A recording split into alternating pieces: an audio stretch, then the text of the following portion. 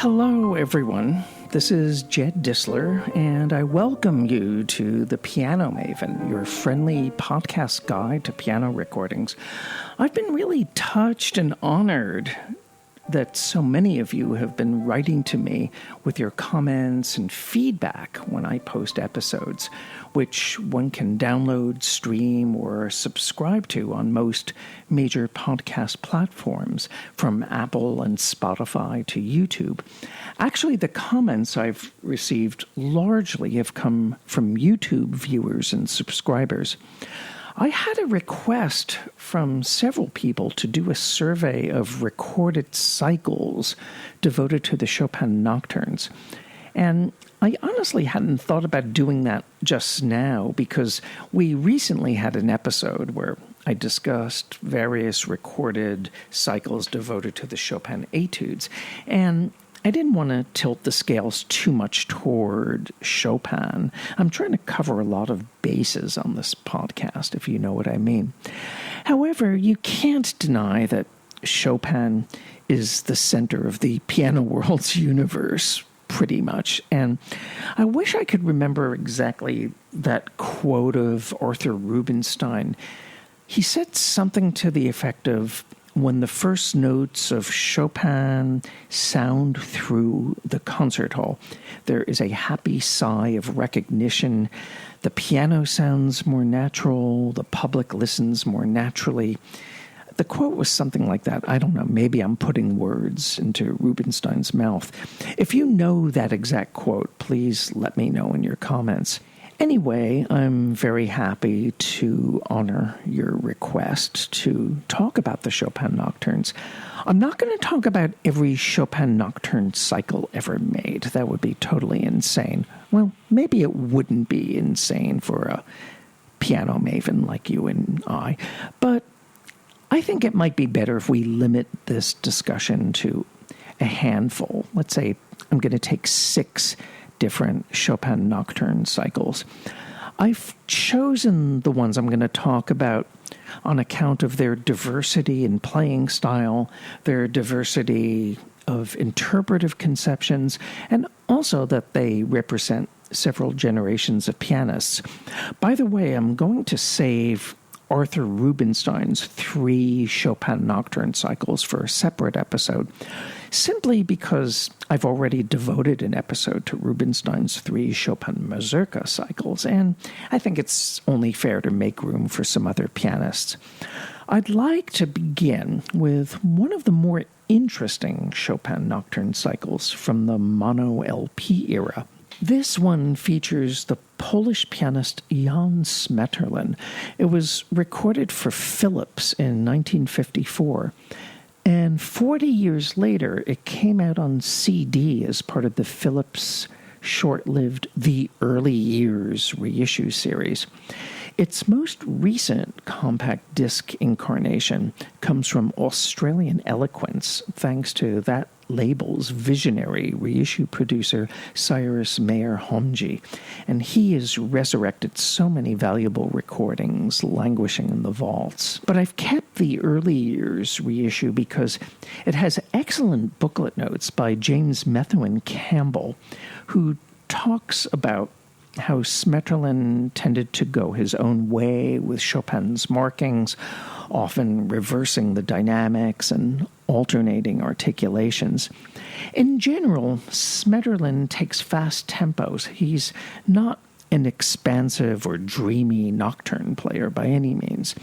And sometimes he can be a little too brisk for comfort, such as in the A-flat nocturne, opus 32, number 2, where the middle section just whizzes by on a motorcycle, in this recording at least. And also, the pianist just speeds through the E minor, opus 72, number 1 nocturne's climaxes. It's a little bit disconcerting to my ears, but I can forgive these occasional transgressions because the genius behind Smeterlin's nocturnes, and I use the word genius very carefully here, but I really mean it, is in how he projects melodies.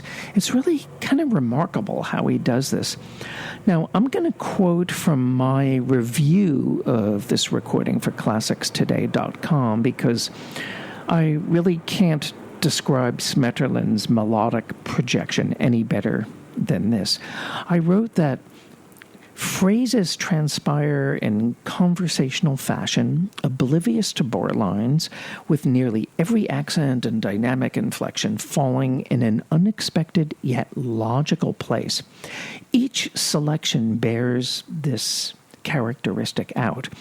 Memorable examples include Opus 15, number 3's magically voiced central chorale-like episode, the freedom from sentimentality he brings to the Opus 9, number 2 E-flat Nocturne, Opus 37, number 2's delicately honed double notes, and the rarefied textural layering he achieves in Opus 48, number 2's final pages.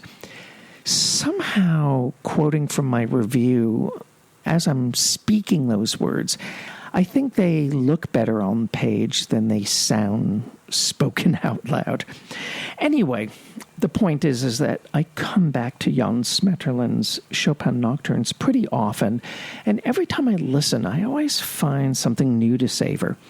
Now, the sonics are a little bit boxy, even by 1954 mono standards, but Smeterlin's tonal shadings definitely come across. However, if you want to have similar conceptions, but in the hands of a more modern-day Chopin stylist and in up-to-date digital engineering, I would recommend that you check out Nelson Freire's Chopin Nocturnes cycle on Decca.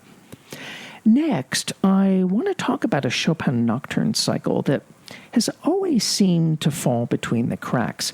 It was released in 1960, I think, originally on the EMI label, and it features the pianist Moura Lympany.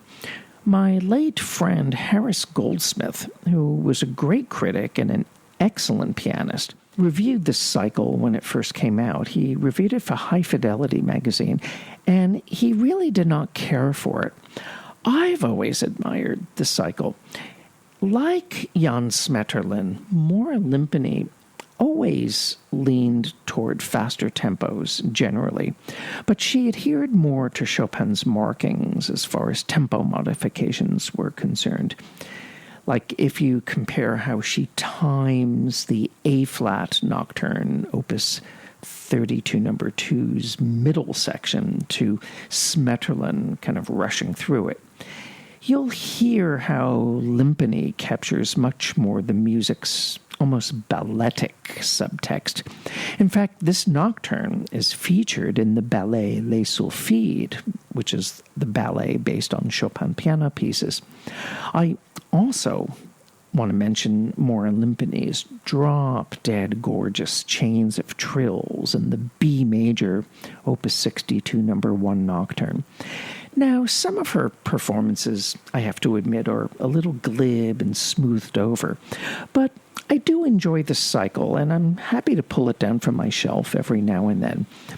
It was reissued by Dutton on CD many years ago, and you might possibly be able to find that through secondhand dealers. Oh yeah, it was also reissued on the Regis label, coupled with Moura Lympany's Chopin Preludes. That might be easier to source. However, there was a vinyl reissue on the Classics for Pleasure label that contained 10 of the nocturnes, and you can grab this release for free by going to the amazing Internet Archive website, and I've posted a link in my episode notes, so you at least can sample some of the cycle. However, when we look at the Chopin Nocturne cycles from the 1960s, there's one version that continues to stand out above the others, and that is the cycle by the great Czech pianist Ivan Moravec. It was originally issued on LP in the United States on Connoisseur Society. Nonsuch reissued it on CD back in 1991. And then in 2015, the Superfon label brought out a remastered version that probably has the best sound overall. There was a little less tape hiss than on Nonsuch, and the piano's upper register is slightly brighter and more defined. But honestly, the differences between Nonsuch and Superfon are so minimal that if you already have the Nonsuch edition, you don't have to upgrade it. But what's more important is how Ivan Moravec approaches these works and the way he manages to be both refined and purposeful at the same time. Let's use that B major opus 32 number 1 nocturne again as an example. Now, Moravec is far more dramatic than Smeterlin or Lympany. Think of those intense, almost heart-stopping strettos, those dynamic build-ups that lead into pauses and the melodic line. It's a performance that's dramatic without being vulgar or obvious. Oh, and by the way, the last chord of this B major nocturne is a B minor chord in the Urtext edition. Yet Moravec plays B major instead of B minor, and so did Arthur Rubinstein, incidentally. I think it's a perverse textual decision in any case. But check out how Moravec plays the popular F-sharp major nocturne, opus 15, number 2. In the central section, most pianists emphasize the right hand elaboration to the expense of the left hand, whereas Moravec brings the bass lines to the fore. I think all of his interpretations are intrinsically contrasted, where every note counts for something. I should also mention that Moravec plays the 19 so-called standard nocturnes, but he leaves out the posthumously published C-sharp minor nocturne, which is a youthful composition that I don't find that interesting. Yet so many younger pianists seem to think that this is the perfect encore, and it pops up all the time in concerts. I have no idea why. And the set also does not include that posthumously published nocturne in C minor. But Claudio Arrau's nocturne cycle contains all of the pieces in this genre of Chopin.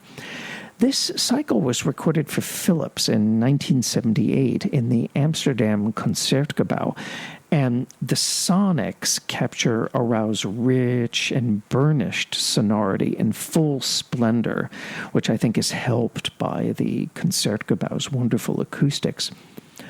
Arrau always considered the nocturnes to be Chopin's most profound works, and he constantly probes between the lines. His rubato is born out of bel canto traditions in terms of how he inflects phrases and how he resolves cadences. And the effect is very much akin to how Maria Callas approached the big arias in Bellini and Donizetti operas. I vaguely remember that Harris Goldsmith described Arthur Rubinstein's stereo recordings of the nocturnes as complacent and kind of Mendelssohnian. I don't completely agree with that sentiment, by the way. Yet there is not a complacent bone in the body of Claudio Arrau's Chopin nocturnes. He's not out to please you or comfort you. And if Ivan Moravec took the nocturnes from the salon onto the concert stage, then I would say that Claudio Arrau takes the nocturnes from the concert stage and puts them into the opera house. Now, maybe you don't want an imposing operatic diva in the Chopin nocturnes of the Maria Callas or even Jessye Norman class. Maybe you'd prefer the warmth or the lyrical intimacy of a great leader singer like Janet Baker or Ellie Ameling. And if that's what you prefer, then I can recommend the Chopin Nocturne cycle by the Brazilian pianist Nelson Gurner. I reviewed his Chopin Nocturne cycle on the Alpha label for ClassicsToday.com years ago, but I hadn't listened to it since then, and I just reconnected with it, and I really like it more and more. His phrasings and accentuations always move over the bar lines, and the rolling left-hand accompaniments always have vibrancy and shape. Now, you may not get the darkness and tragic undertones that others bring to the C-sharp minor, Opus 27, number 1 Nocturne's outer sections, or to that tumultuous central octave passage at the climax of the C minor Nocturne, Opus 48, number 1. But that's, a tiny quibble. There's another more recent Chopin Nocturne cycle also on Alpha that comes from Bruno Riguto, and I hope I will have the opportunity to discuss that release in a later podcast, especially because Riguto recorded the Nocturnes earlier for EMI, and it might be fun to compare his two cycles. However, one of the most recent Chopin Nocturne cycles I've heard is unambiguously reference-worthy. And this cycle comes from pianist Stephen Hough. It's on the Hyperion label. And just everything about his playing seems ideal. Stephen Hough applies rubato with the utmost discretion, taste, and proportion, and he underlines Chopin's harmonic felicities by way of the most subtle shifts in tone color and chord balances. And the way that he floats cantabile legato lines often gives the illusion that he's using more sustain pedal than he's actually employing. This is finger legato technique at its most rarefied and masterful. And I've seldom heard the double notes in the G major Nocturne, the Opus 37, number 2, sound so effortless and feathery, for lack of a better word. In my review of this cycle for ClassicsToday.com, I wrote that Stephen Hough struck a perfect balance between intelligence and instinct, and that he projected plenty of imagination without spilling over ever into contrivance. And there are bonus tracks, too.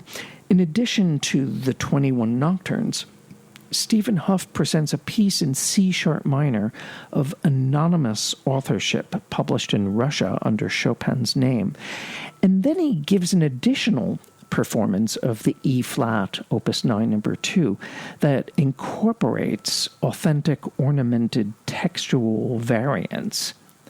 And Angela Hewitt also played these variants in her Hyperion recording, incidentally. And I'm sure that hardcore piano geeks know about, or maybe you've even heard, that old 78 with Raoul Koshalsky playing this nocturne with authentic variants, or as my late record collector friend Phil Stern used to say, he plays authentic variants. So there we have it, 6 diverse, yet I think equally compelling Chopin Nocturne cycles for your consideration. The pianists are Jan Smeterlin, Moura Lympany, Ivan Moravec, Claudio Arrau, Nelson Gurner, and Stephen Hough. This is Jed Disler, and I thank you for checking out the Piano Maven, your friendly podcast guide to piano recordings. Please let your piano-loving friends, colleagues, and family members know about this podcast. And I look forward to you and I being together next time for the next episode. Until then, be well and stay safe.